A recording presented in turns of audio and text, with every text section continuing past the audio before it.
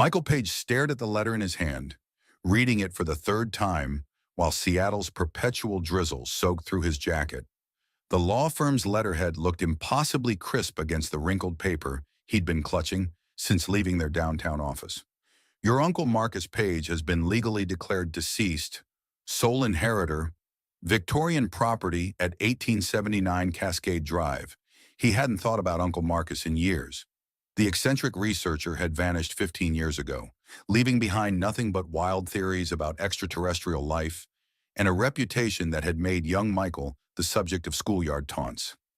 Now apparently he'd inherited whatever remained of the man's life. The GPS guided him through winding roads on the outskirts of the city, where modern developments gave way to older estates hidden behind towering evergreens. The Victorian mansion emerged from the mist like something from a Gothic novel, all steep gables and weathered red brick, with ivy crawling up its walls. A no trespassing sign hung crooked on the rusted iron gate.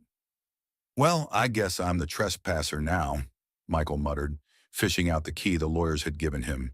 It stuck in the gate's lock, requiring a forceful twist that sent rust flakes cascading to the ground. The front garden had long since surrendered to nature, with waist-high grass and wildflowers breaking through what must have once been a manicured lawn. The porch creaked ominously under his feet as he approached the front door. Inside, the air hung thick with dust and abandonment. Sheets draped the furniture like pale ghosts, and cobwebs decorated every corner. But what caught Michael's attention were the walls, covered in star charts, complex mathematical equations, and diagrams that looked more science fiction than science. "What were you working on, Uncle Marcus?" His voice echoed through empty rooms. Each step stirred up clouds of dust, making him wish he'd brought a mask. The kitchen still held ancient cans of food, and the study was a chaos of papers and books in languages he didn't recognize. The basement door was different, heavy steel with a modern electronic keypad that seemed completely out of place in the Victorian house. Next to it, a small envelope had been taped to the wall with Michael's name written in familiar, spidery handwriting. Inside was a single piece of paper with a string of numbers and a message. "Dear Michael, if you're reading this, I'm either dead or, well, let's say unavailable. The code is your birthday. What you'll find below will change everything you think you know about our universe. Open the capsule only when you're ready for the strangest journey of your life. Uncle Marcus." Michael's hands trembled slightly as he punched in his birthday. The keypad beeped and the door unlocked with a pneumatic hiss. What the hell? The basement was nothing like the dusty Victorian rooms above. Sterile white walls housed rows of sophisticated equipment that hummed with dormant energy. Telescopes, computers, and devices he couldn't begin to identify filled the space. But dominating the center of the room was something that made him question his sanity. A capsule, roughly the size of a car, hovered several inches off the ground. Its surface seemed to shift between opalescent colors, covered in symbols that moved like liquid mercury when he tried to focus on them. No visible supports held it up. It simply floated, defying gravity with impossible serenity. On a nearby desk, an old tape recorder sat next to a stack of journals. Michael pressed play, and his uncle's voice filled the room, sounding more excited than he'd ever remembered him being. "Michael, my boy, if you're hearing this, then my research was right. But something's gone wrong. The capsule responds only to our bloodline. Your touch will activate it. But be careful. Well, you'll see. Just remember, everything that happens next was foretold. Don't panic. And whatever you do, don't let them find her before—" The recording cut off in static. Michael approached the capsule cautiously, his reflection distorted in its shimmering surface. The symbols seemed to respond to his presence, swirling faster as he drew closer. His hand moved forward almost of its own accord, drawn to a particular glyph that pulsed with an inner light. "This is insane," he muttered, but his fingers made contact with the smooth surface. The effect was immediate. Light burst from the seams of the capsule, filling the basement with a brilliant emerald glow.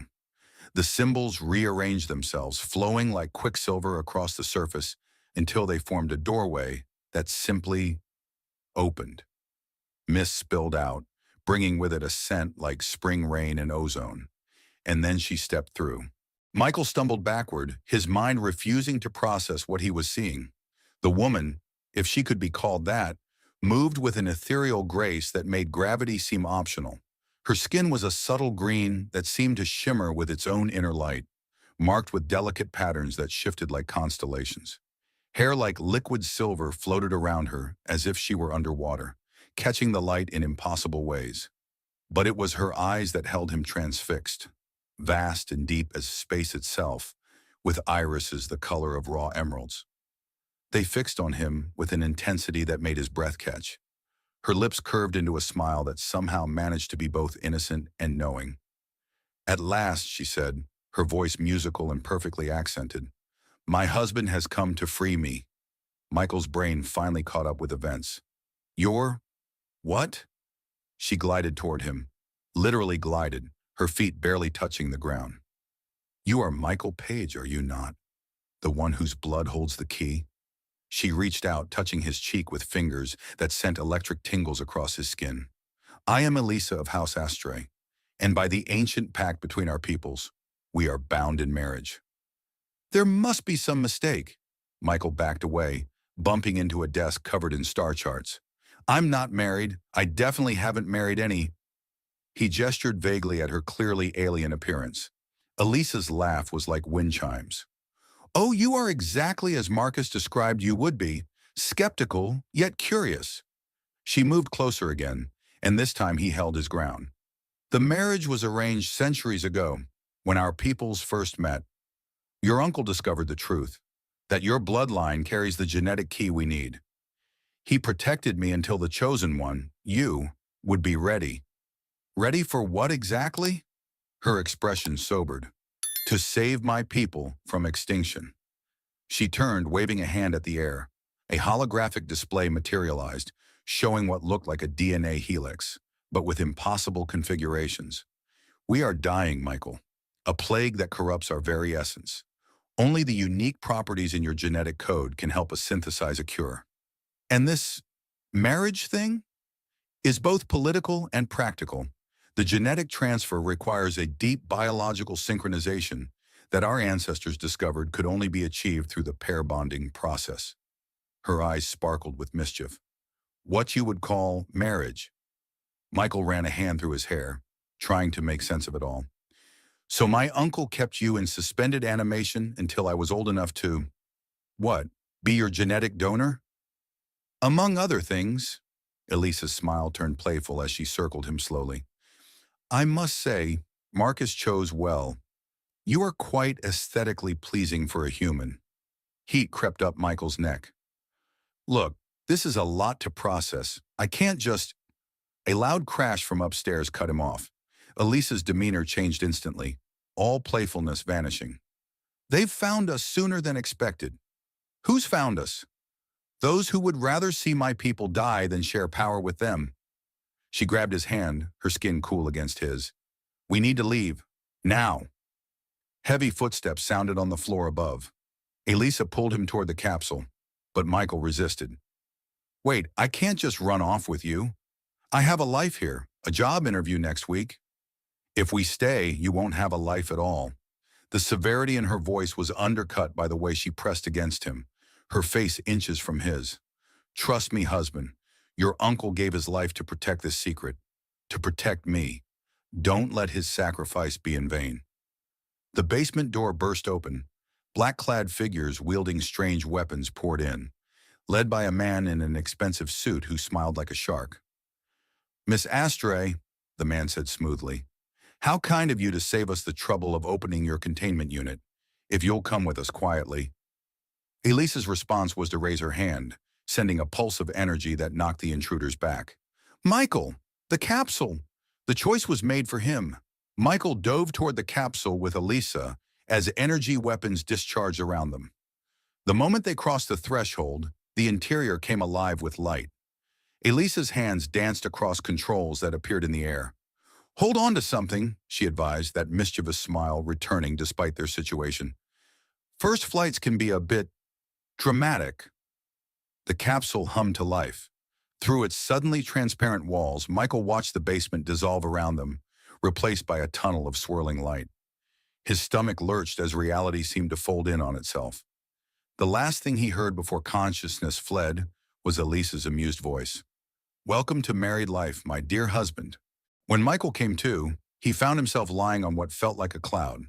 The capsule's interior had transformed into a comfortable living space, with curves and colors that defied Euclidean geometry. Elisa sat cross-legged in the air nearby, watching him with obvious amusement. "You handled that better than most humans on their first jump," she said approvingly. "Only passed out for a few minutes." Michael sat up carefully, his head spinning. "Where are we?" "Currently, about 50,000 kilometers above Earth." She gestured, and part of the wall became transparent, revealing a view that made his heart stop. The blue marble of Earth hanging in the star-studded void of space. "This is really happening," he whispered. "Indeed it is." Elisa floated closer, her silver hair creating a halo effect in the starlight.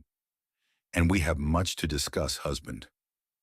About your uncle's research, about the prophecy, and about the very dangerous people who will do anything to stop us." Michael met her gaze, finding himself drawn into those impossible eyes. "Why me?" "Really?" "Because, Michael Page." She reached out to trace the line of his jaw with one delicate finger, sending shivers down his spine. "Some things in this universe are simply meant to be. The real question is, are you ready to embrace your destiny, or will you run from it?" The way she asked made it clear she already knew his answer. And looking at her, this impossible, beautiful, dangerous creature who had just turned his world upside down, Michael realized she was right. He was about to embark on the strangest journey of his life, with an alien who claimed to be his wife, pursued by mysterious forces, carrying the hopes of a dying civilization in his very blood. And somehow, that felt exactly right. "Well," he said, managing a smile of his own, "I guess we should start with you telling me exactly what being married to an alien princess entails." Elisa's laugh echoed through the capsule as Earth continued its stately rotation below them. "Oh, my dear husband, you have no idea what you're in for." The containment capsule, which apparently doubled as an interstellar ship, responded to Elisa's thoughts like an extension of her body. The interior space had expanded impossibly, corridors and rooms materializing as they moved deeper into its heart.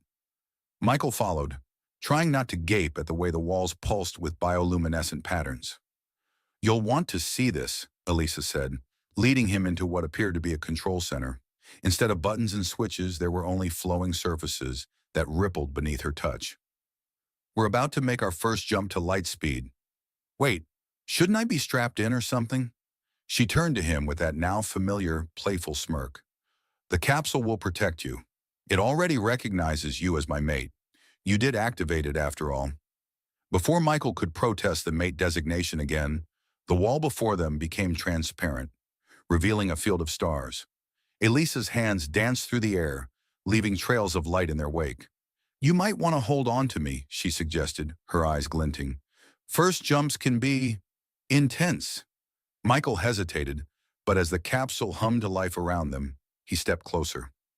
Elisa immediately pulled him against her body fitting against his with surprising naturalness.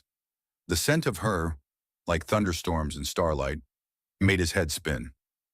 "Ready?" she whispered against his ear. The stars stretched into lines of light, and reality folded in ways that made his mind rebel. Michael's grip on Elisa tightened as vertigo hit him. She laughed softly, the sound somehow anchoring him in the chaos of faster-than-light travel. When reality stabilized, they were floating in a sea of purple nebulae and unfamiliar constellations. Michael realized he was still holding Elisa, but she made no move to pull away. "You're handling this remarkably well," she said, finally stepping back but letting her hands linger on his arms. "Most humans get sick their first time." "Maybe I'm not most humans." "Oh, we already knew that." She turned back to the controls, but not before he caught her appreciative glance. "Your uncle's research was quite thorough about your genetic uniqueness." "About that?" Michael leaned against a surface that obligingly formed into a seat. "You promised explanations, starting with who those men were back at the house." Elisa's playful demeanor faded slightly. She waved her hand, and a holographic display materialized between them, showing what looked like a DNA double helix, but with impossible configurations. Those men work for the Galactic Corporate Alliance, a consortium of the most powerful companies across several star systems. They've been hunting my people for decades. She paused, her expression darkening. My people, the Astrians, were once one of the most advanced civilizations in the galaxy. We had mastered biological technology, could shape matter with thought, and had spread across thousands of worlds. The display shifted, showing gleaming cities that seemed to grow from the ground itself. But then the plague came. The images changed to show people with skin like Elisa's, but marked with dark veins, their natural glow dimming. It attacks our very essence, the part of us that connects to our technology, that gives us our abilities. We're not just dying, we're devolving. And the GCA wants to steal our technology before we're gone completely. And my DNA can help somehow? Your bloodline carries a unique genetic marker, a result of ancient interaction between our peoples. When combined with Astrian DNA through the pair bonding process, marriage, Michael corrected, raising an eyebrow. Marriage, she agreed, a smile flickering across her face. It creates a template for a cure. Your uncle discovered this, but he wasn't compatible. The genetic key only activates in specific individuals, at a specific age. So when you say I'm your husband, I mean that we are genetically synchronized to produce the cure my people need. She moved closer, her movements fluid as water. Though I must admit, the traditional benefits of marriage are not unwelcome. Before Michael could respond to that loaded statement, alarms blared through the capsule. Elisa's expression shifted to concern as she checked the displays. They found us faster than I expected, she said grimly. 3 GCA pursuit ships just emerged from lightspeed. They must have tracked the capsule's energy signature. Through the viewport, 3 sleek vessels emerged from lightspeed, their designs all sharp angles and weapon ports. Michael watched as Elisa's hands flew across the controls, her previous playfulness replaced by intense focus.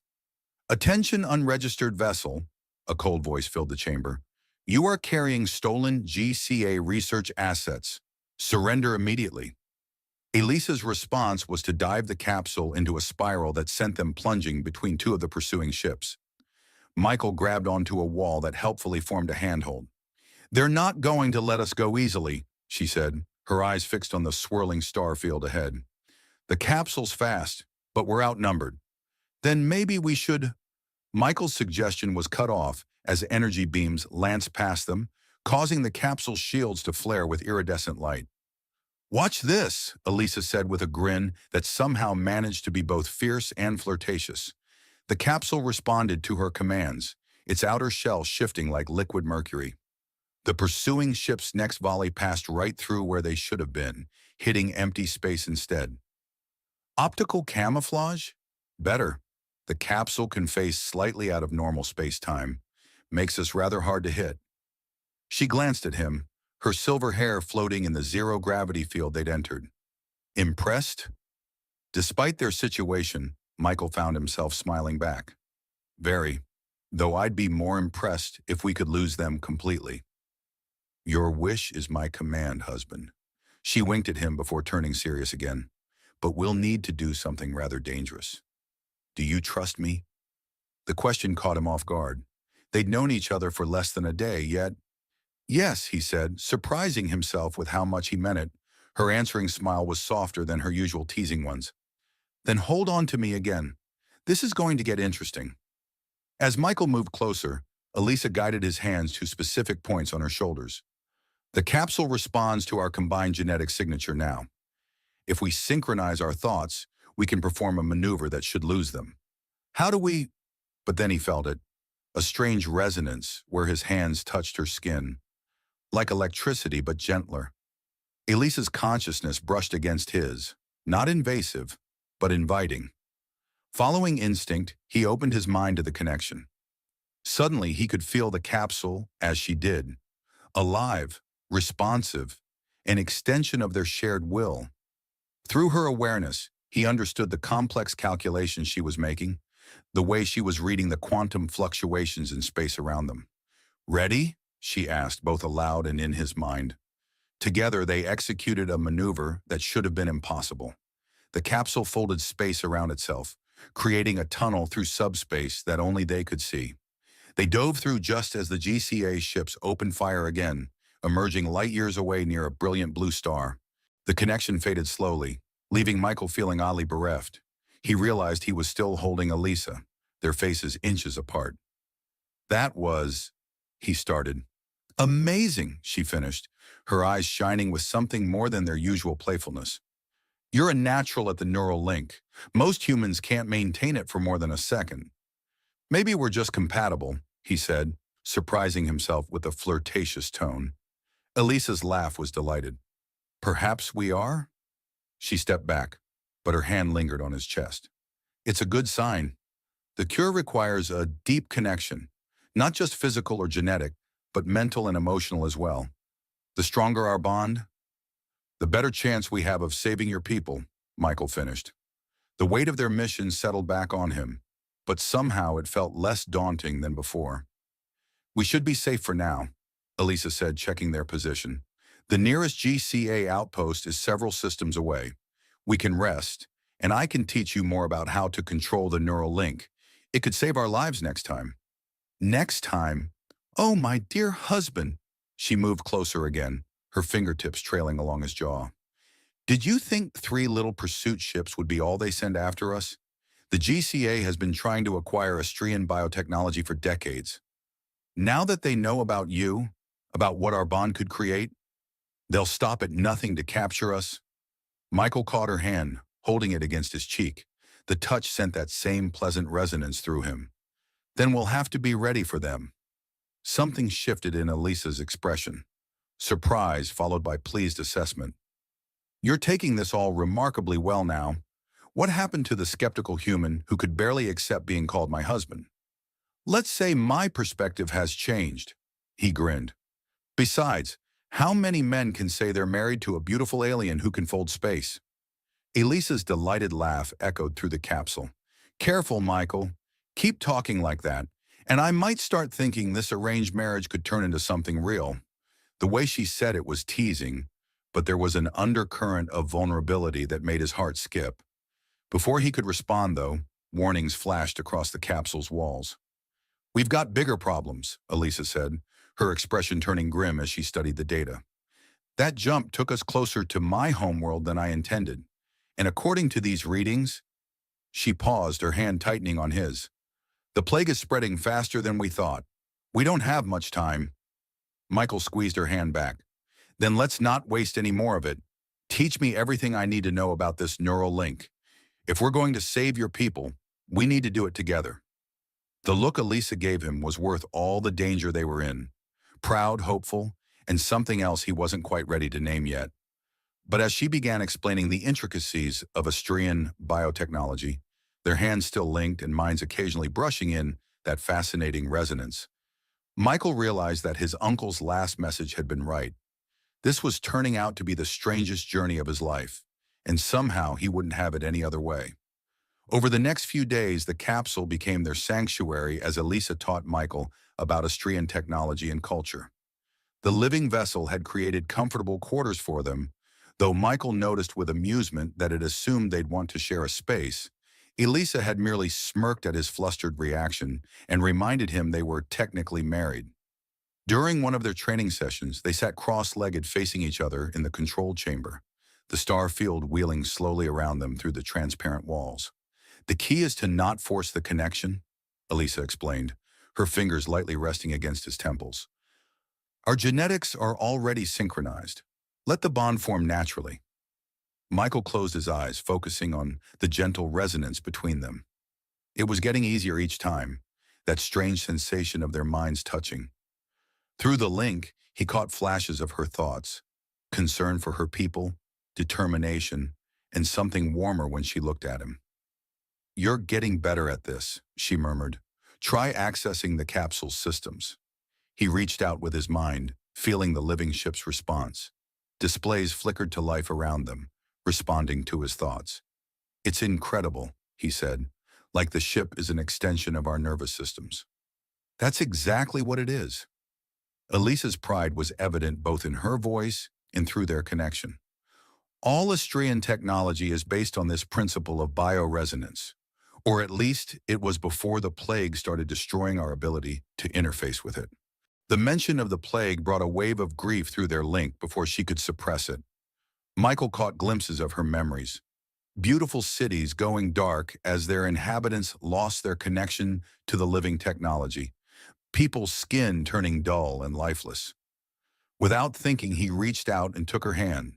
The contact deepened their mental connection, and he sent back reassurance and determination. Her eyes flew open in surprise. "You're not supposed to be able to do that," she said softly. "Projecting emotions through the link takes years of practice." "Maybe it's not about practice." Michael held her gaze. "Maybe it's about trust." Something shifted in their connection. A deepening, a resonance that made the capsule's lights pulse briefly brighter. Elisa's free hand came up to touch his face, her skin cool against his. "You continue to surprise me, Michael Page," she whispered. The moment was broken by a sudden alarm. They both jumped, the neural link snapping as they turned to the displays. A massive ship had just dropped out of lightspeed nearby, easily 20 times the size of their capsule. "GCA command vessel," Elisa said grimly. "They're really not giving up." The ship's design was different from the pursuit vessels. Less predatory, more like a floating city. But the weapon ports opening along its hull made its intentions clear enough. "Unidentified vessel," a familiar cold voice filled their chamber. "This is Director Vance of the Galactic Corporate Alliance. You possess technology and genetic material vital to GCA interests. Surrender now, and you will be well compensated for your cooperation." Elisa's hands flew over the controls, preparing for evasive action. But Michael caught her arm. "Wait," he said. "Let me try something." She looked at him skeptically but nodded. Michael closed his eyes, reaching for their neural link again. This time he extended his awareness to the capsule's communication systems. "Director Vance," he said, letting Elisa's knowledge guide him in operating the tech. "This is Michael Page. I understand you are interested in Astrian biotechnology, but there are better ways to acquire it than force." There was a pause before the response came. "Mr. Page, we've been studying your uncle's research. You don't understand what's at stake here. The potential applications of Astrian bioresonance technology could revolutionize human civilization. At the cost of wiping out Elisa's people?" Michael felt her surprise through their link at his defense of her civilization. "The plague is killing them. We're trying to find a cure." "The Astrians had their chance," Vance replied coldly. "They hoarded their technology for millennia while other species struggled. Now it's time for more practical minds to put it to use. Last chance, surrender, or we will take you by force." Michael felt Elisa's anger flare through their connection. But there was fear there too, not for herself, but for what the GCA would do with their technology if they succeeded. "Ready for another impossible escape?" he asked her with a grin. Her answering smile was fierce. "With you. Always." They joined hands, letting their neural link strengthen. The capsule responded instantly, its systems coming alive with their combined will. As the GCA vessel opened fire, they executed a series of maneuvers that should have torn a normal ship apart. The massive vessel tried to track them, but their smaller size and the capsule's bioresonance technology made them incredibly agile. They wove between salvos of energy weapons, each anticipating the other's moves through their connection. "They're launching fighters," Elisa reported, her consciousness intertwined with his as they worked in perfect synchronization. A swarm of smaller ships emerged from the command vessel, moving to box them in. But Michael had an idea. "Remember that space folding trick?" he asked through their link. "Could we do it multiple times? Create a maze of subspace tunnels?" Elisa's excitement bubbled through their connection. "It's never been done before. The calculations would be incredibly complex." "Good thing there's two of us then." Their minds merged deeper as they began the intricate process of folding space around them. The capsule's bioresonance field expanded, creating not one, but dozens of temporary wormholes throughout the local space. They dove into the first one just as the fighters opened fire. The capsule emerged from another hole halfway across the system, then immediately plunged into a third. They left a web of collapsing spatial distortions in their wake, thoroughly confusing their pursuers' sensors. When they finally dropped back into normal space several light years away, they were both exhausted but triumphant. The neural link faded slowly, leaving them breathing hard and still holding hands. That was, Elisa started. Amazing, impossible, completely reckless? Michael suggested. She laughed, the sound bright with adrenaline and joy. All of the above. Her eyes met his, shining with something more than their usual playfulness. No one has ever managed that level of neural synchronization with me before. Well, he said, surprising himself with his boldness as he reached up to brush a strand of her silver hair back. No one else was your husband. The word didn't feel strange anymore. Neither did the way she leaned into his touch, or how natural it felt when she closed the distance between them. Their first kiss was like completing a circuit, the neural link flaring back to life without effort, filling them both with a sense of rightness and possibility. The capsule's lights pulsed in harmony with their heartbeats as the stars wheeled silently around them. When they finally parted, Elisa's skin was glowing more brightly than he'd ever seen it. The bond, she whispered. It's stronger than I ever imagined possible. Strong enough to create the cure? Her expression turned serious, though she didn't move from his arms. Almost, but we'll need to reach the Astrian sanctuary soon. The plague is spreading faster than ever, and after what just happened, the GCA will be more determined than ever to stop us, Michael finished. He could feel her worry through their lingering connection. Then we better not waste any more time. Elisa nodded, reluctantly stepping back to check their position. The sanctuary is hidden in a quantum fold between dimensions. Getting there won't be easy, especially with the GCA hunting us. Nothing about this has been easy, Michael pointed out, but we've managed so far. The look she gave him was worth all the danger they'd faced. Indeed we have. Her smile turned playful again. Though I have to ask, are you still wondering what being married to an alien princess entails? Michael laughed, pulling her back into his arms. I think I'm starting to figure it out. In the days that followed their escape from the GCA command vessel, Michael and Elisa's bond grew stronger. Their neural link training sessions became longer, more intense, often leaving them both breathless from the intimate mental connection. The capsule seemed to respond to their growing closeness, creating spaces that felt increasingly like a home rather than just a vessel. One evening cycle, as they sat in the observation dome watching an aurora-like phenomenon in a nearby nebula, Elisa explained more about her people's history. The plague started small, she said, her head resting against Michael's shoulder. At first we thought it was just a normal illness, but then people began losing their connection to our technology. Cities went dark. Children were born without the ability to interface at all. Through their link, Michael felt the depth of her pain. Without thinking, he pulled her closer, letting his mind wrap around hers in comfort. The ease of their mental connection still amazed him. The GCA offered help at first, she continued, but their real goal was to study us as we died, to reverse engineer our biotechnology. When we refused their help, they began hunting us instead. That's why your people went into hiding? She nodded. The sanctuary exists in a fold between dimensions. It's kept our survivors safe, but, her voice caught, we're running out of time. Michael turned to face her, taking in the subtle glow of her skin, the way her silver hair caught the light of the nebula. Through their connection, he could feel her fear, her determination, and something else, something warm and growing between them that neither had dared name yet. We'll find a way, he promised, together. Elisa's eyes met his, filled with an emotion that resonated through their link.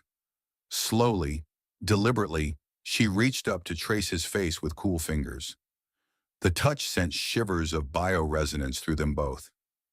I need to tell you something, she said softly, about the bond between us. What is it? It was supposed to be just genetic, a biological interface to create the cure. But this, she gestured at their intertwined hands where subtle patterns of light danced between their skin. This is different, stronger, more real than any bonding our scientists predicted. Michael smiled. Are you saying you actually like me, and not just my DNA? Her laugh was like starlight. I'm saying, Michael Page, that I think I'm falling in love with you. And that terrifies me more than any GCA pursuit ship. The honesty in her voice, the vulnerability in their connection, moved him deeply. Instead of answering with words, he leaned in and kissed her. Their first real kiss was like a supernova. The neural link exploded between them, filling them both with light and sensation. Michael felt Elisa's joy, her passion, her love flowing freely through their connection. The capsule's bioluminescence pulsed in harmony with their heartbeats as they deepened the kiss. When they finally parted, Elisa's skin was glowing brilliantly, patterns of light dancing across her surface like constellations. Through their link, Michael could feel her desire, matching his own. The compatibility between us, she whispered against his lips. It's perfect, beyond anything our scientists thought possible. Their second kiss was deeper, more urgent. The capsule, sensing their needs, transformed the observation dome into a private chamber. As they came together, their neural link grew stronger than ever, creating a feedback loop of pleasure and connection that transcended the physical. Their joining was both biological and spiritual, a merging of minds and bodies that left them both transformed. Through their link, Michael felt Elisa's centuries of loneliness, her fear for her people, and her growing love for him. In return, he showed her his own heart, his determination to help her, and the depth of his feelings that had grown so quickly, yet felt as natural as breathing. Afterward, as they lay intertwined watching the nebulas dance, Elisa traced patterns on his chest that left trails of bioluminescence. The bond between us, she said softly, it's not just strong enough to create the cure now, it's strong enough to change everything. Before Michael could ask what she meant, alarms blared through the capsule. They jumped up, instantly alert, their neural links snapping back into focus. The displays showed multiple ships emerging from lightspeed, not just GCA vessels this time, but others as well. Mercenaries, Elisa growled, her hands flying over the controls. The GCA must have put a bounty on us. Through their strengthened bond, Michael could access the capsule's sensors as easily as she could.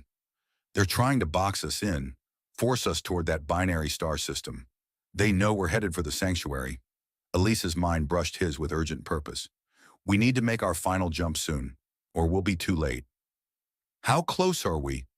Close enough. She turned to him, her eyes bright with determination. But the jump to the quantum fold is dangerous. No ship has ever attempted it with pursuers this close.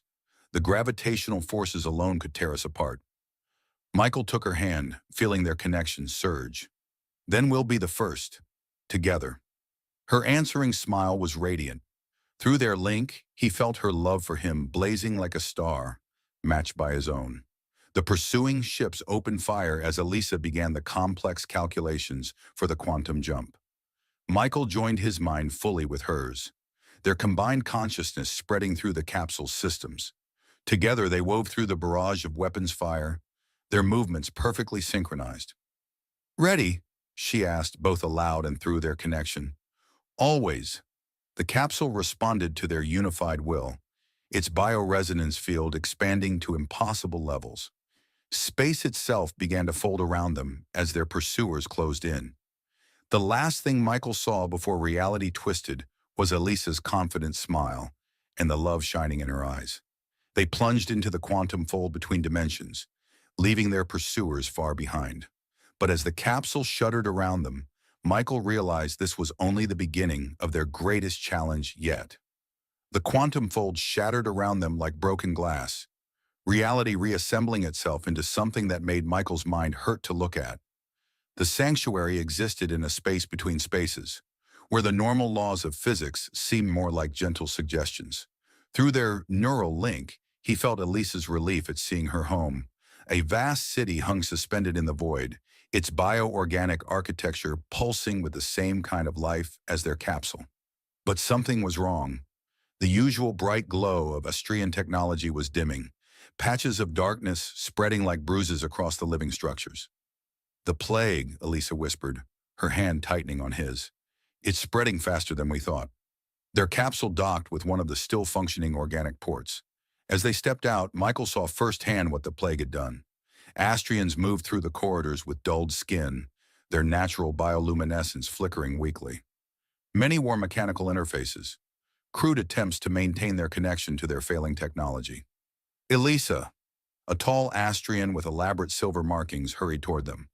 Through their link, Michael felt Elisa's recognition. Her father, the lead researcher. "Father," she embraced him, then pulled back to gesture at Michael. "This is him, the one Uncle Marcus found." The older Astrian studied Michael intently. "The genetic compatibility is obvious, but this," he gestured at the visible energy flowing between them. "This is unprecedented. Your bond is far stronger than any we've recorded." "Because it's real," Michael said, drawing Elisa closer. "Not just genetic." Before her father could respond, alarms blared through the sanctuary. Display screens materialized in the air, showing multiple ships emerging from quantum space. "Impossible," Elisa's father breathed. "No non-Australian vessel should be able to survive the fold." "The GCA has been studying us for decades," Elisa said grimly. "They must have adapted some of our technology." Michael accessed the sanctuary's systems through their link, marveling at how natural it felt now. "That's not just a pursuit fleet. That's ... Their harvester ship," Elisa finished. "They're not here to capture us anymore. They're here to take everything." Through the massive windows, they watched a ship larger than a city emerge from the quantum fold. Its design was a twisted mockery of Austrian biotechnology, all sharp angles and mechanical efficiency where there should have been organic curves. "Attention, Austrian Sanctuary," Director Vance's voice filled the city. "Your civilization is dying. Surrender your technology and remaining population to GCA protection, and we will ensure your legacy lives on through proper application of your achievements." "Proper application?" Elisa's father spat. "They want to weaponize our bioresonance technology, turn our life-giving science into tools of war." Michael felt Elisa's mind race through their connection. "The ancient defense systems," she said suddenly, "the ones that require two synchronized operators." "Are dead," her father replied. "The plague killed their control interfaces years ago." "But what if we could bypass them?" Michael asked, an idea forming. "Use our bond to create a new interface?" Elisa caught his meaning instantly through their link. "The marriage bond, it's not just about genetic compatibility. It's about true synchronization, a perfect meeting of minds and hearts." "It's never been done," her father warned. "The power required would be enormous. If your bond isn't strong enough..." "It is." Michael turned to Elisa, taking both her hands. Through their connection flowed all the love and trust they'd built, stronger than any mere arranged marriage could have created. "We can do this." The harvester ship launched its first attack, massive energy beams carving into the sanctuary's outer defenses. They had minutes at most. Elisa led them to an ancient chamber deep in the city's heart. Two crystalline interfaces rose from the floor, covered in the same shifting symbols as the capsule had been. The defense systems were designed to channel the combined power of two perfectly bonded Austrians, she explained as they took their positions. No single operator could handle the neural load. Michael felt her fear, not for herself, but for him. "I'm not letting you do this alone." Their hands met across the interfaces, and the world exploded into light. Their neural link expanded beyond anything they'd experienced, their minds merging completely as the ancient systems roared to life around them. Through their combined consciousness, they could feel the entire sanctuary, every corridor, every failing system, every dying light. The harvester ship's attacks hammered against their shields as they fought to bring the defenses online. "Their adapted technology," Elisa's thoughts merged with his. "It's hurting our people's connection even more. The plague is accelerating." Michael saw it too. The GCA's corrupted version of bioresonance was toxic to the Austrians, forcing an unnatural evolution. But in that realization came understanding. Together they reached deeper into the sanctuary systems. Their love, their trust, their perfect bond created something new, a harmonious resonance that began to spread through the city. Where it touched, the plague's effects began to reverse. "The cure," Elisa's father's voice seemed to come from far away.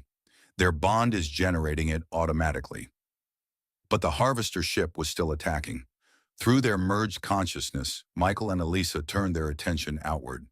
The sanctuary's ancient weapons responded to their combined will, launching streams of pure bioresonance energy.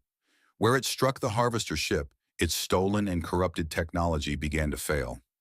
The massive vessel's systems turned against it as the pure Astrian energy purged the harmful adaptations. "No!" Vance's voice crackled through failing speakers. "You don't understand what you're destroying. The potential, we understand perfectly." Michael and Elisa spoke as one, their voices harmonizing with the song of Astrian technology. "Some things aren't meant to be corrupted." The harvester ship's systems overloaded in a cascade of failure. As it retreated into quantum space, they felt the other GCA ships following, their stolen technology no longer able to maintain the quantum fold. Slowly, carefully, they separated their minds. As the neural link returned to its normal strength, Michael caught Elisa as she stumbled. "Did we?" she started. "Look," he whispered. Around them, the sanctuary blazed with renewed life. The plague's darkness was receding, Astrian skin glowing with healthy light once more. Their bond had done more than create a cure. It had shown a way forward, a perfect fusion of their different natures. "The prophecy," Elisa's father said in awe, "it wasn't about just creating a cure. It was about proving that true bonds transcend species, transcend biology itself." Michael looked at Elisa, seeing all his love reflected in her shining eyes. "So what happens now?" She smiled, that familiar playful expression somehow deeper now. "Now, my dear husband, we build something new, together." In the days that followed their victory, the Astrian sanctuary hummed with renewed life. As the cure spread through the population, Michael and Elisa worked with her father to understand exactly what their bond had accomplished. During one of their research sessions, they made an unexpected discovery. "These records," Elisa said, manipulating a holographic display with graceful movements, "they're from Uncle Marcus's original research. Father, why didn't you tell me about this?" Her father's bioluminescence pulsed with regret. "Marcus made me promise to keep it secret until the right time. He knew the GCA was hunting him." The display showed Marcus Page in an Astrian laboratory, years younger than Michael remembered him. He was working alongside Elisa's father. Their experiments focused on human Astrian genetic compatibility. "Play the record," Michael said softly. Marcus's image sprang to life, his familiar excited expression bringing a pang to Michael's heart. "The genetic marker is incredible," the recording said. "It's not just compatibility. It's like our DNA was meant to interact with Astrian biology. But the timing has to be perfect. The human carrier needs to reach full genetic maturity. Michael, if you're watching this, that means you've found Elisa. And hopefully you've discovered what I did, that some connections transcend pure science." "He knew," Michael breathed. "All those years ago, he knew it would be us." Through their link, he felt Elisa's mixture of emotions. Gratitude toward Marcus, love for Michael, and lingering sadness about Marcus's fate. The record continued, revealing more of the story. "The GCA caught wind of our research," Marcus explained. "They wanted to weaponize it, use it to force evolution on both our species. When we refused, they sent hunters. I managed to get Elisa to safety in the containment capsule, but—" He looked directly at the camera. "I'm going to lead them away from Earth, make them think I've taken the research off-world. Michael, my boy, I'm sorry I won't be there to see you grow up, but I know you'll understand when the time comes. The universe is bigger than we imagine, and love is the most powerful force in any dimension." The recording ended, leaving them in silence. Elisa's father stepped forward, his expression solemn. "Marcus sacrificed everything to protect our people, and to ensure you two would meet when the time was right. The GCA pursued him across 12 star systems before they finally caught him, but by then, his plan was already in motion." Michael felt Elisa's hand slip into his, their neural link humming with shared emotion. "He knew the bond had to be real," she said softly. "Not just arranged, not just genetic. That's why he hid me away, waited for Michael to be ready." "And now we have a choice to make," her father said. "The sanctuary is healing, but our isolation nearly destroyed us. Perhaps it's time for a new approach." Michael and Elisa exchanged glances, their link filling with shared ideas and possibilities. A bridge between worlds, Michael said. Not just between humans and Astrians, but with all species ready for genuine connection. It won't be easy, Elisa warned, though her eyes sparkled with excitement. There will always be those who want to exploit rather than understand. Good thing we make such a good team then. Her laugh was like starlight. Indeed we do, husband. Indeed we do. Over the next weeks, they worked to establish the foundations of this new future. The sanctuary's quantum fold was adjusted to allow controlled access from Earth, beginning with scientific delegations, carefully vetted by both sides. Michael's story, of the human who married an alien princess to save her civilization, became a symbol of hope for interspecies cooperation. But it wasn't all diplomatic work and scientific breakthrough.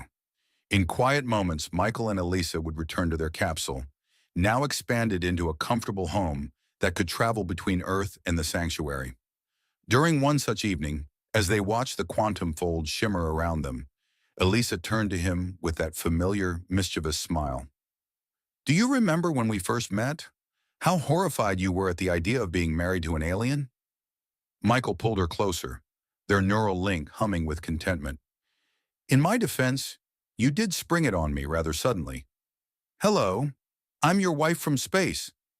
Well, I had to get your attention somehow." She traced patterns of light across his chest. "Though I must admit, I didn't expect to actually fall in love with you." "No." He caught her hand, bringing it to his lips. "Was it my charming personality? My genetic compatibility? My stunning good looks? All of the above." Her eyes softened. "But mostly it was your heart.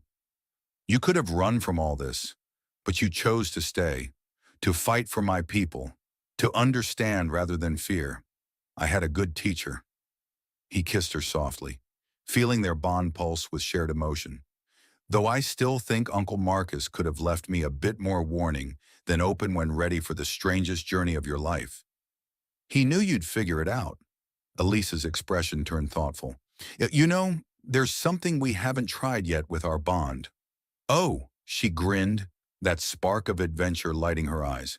"How do you feel about creating some quantum fluctuations of our own?" Later, as they lay intertwined watching the stars wheel past their viewport, Michael reflected on how completely his life had changed. From a directionless college graduate to a bridge between civilizations, all because his uncle had the wisdom to see potential where others saw only differences. "What are you thinking about?" Elisa asked, her skin glowing softly in the starlight.